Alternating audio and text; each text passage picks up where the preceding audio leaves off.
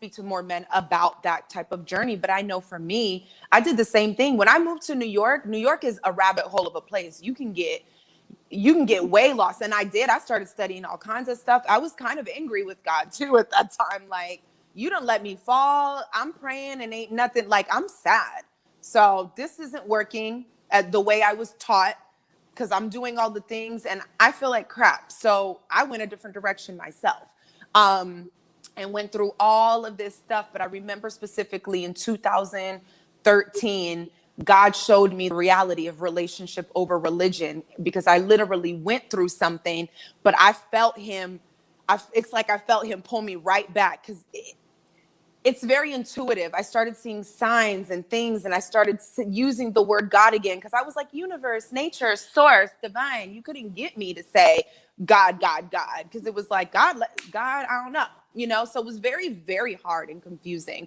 And it made me unhappy. But long story short, by the time it came back around, I could tell God was calling me to him about 3 weeks before something really hit the fan. And had it not been for God, not Buddhism, not the plants, not the source, not the universe, it was a God thing. And I was like, whoa. So that's when I had my moment where, like, okay, I get, this isn't my mommy and daddy's church. This isn't my grandma's scriptures.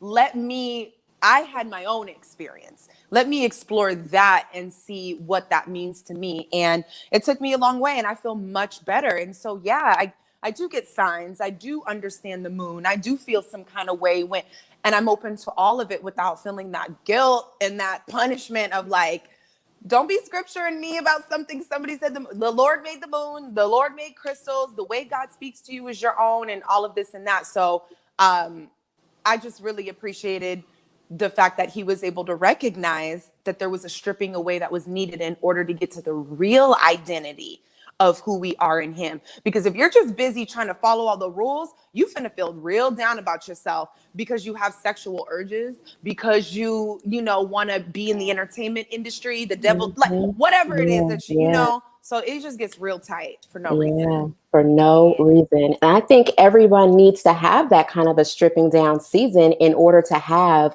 a real valuable, real relationship with God, because you can then appreciate it more. It's more intimate. I think that you learn so much more about yourself. You can have so much more compassion about humanity and just other people, and be able to see yourself. Like, I was able to see how judgmental and condemning I even used to be, you know what I mean? Because it was like, I was seasoned and conditioned to believe and think a particular way. And it's like, none of this is actually God. This is just somebody else's stuff. You know what I mean? So I think everybody needs that season, and kudos to Frank for sharing, for sharing that. No, I agree, Keandra.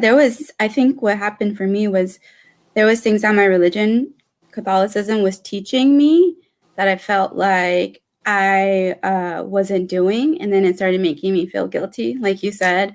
And also there was a crossroads in my life where I had to make decisions that were against my religion, and that's when I was like, well, then maybe this is not for me. Maybe this isn't what I do, because some of the ideals of the Catholicism, I don't even believe that, or even, when it gets down to like politics and things like that, like they be bringing that stuff into church. And then I was like, but this is not who I am, and then it just started to eat at me and at my soul, and that's when I really I had to leave, I had to step away. And then I found myself back to what is right for me.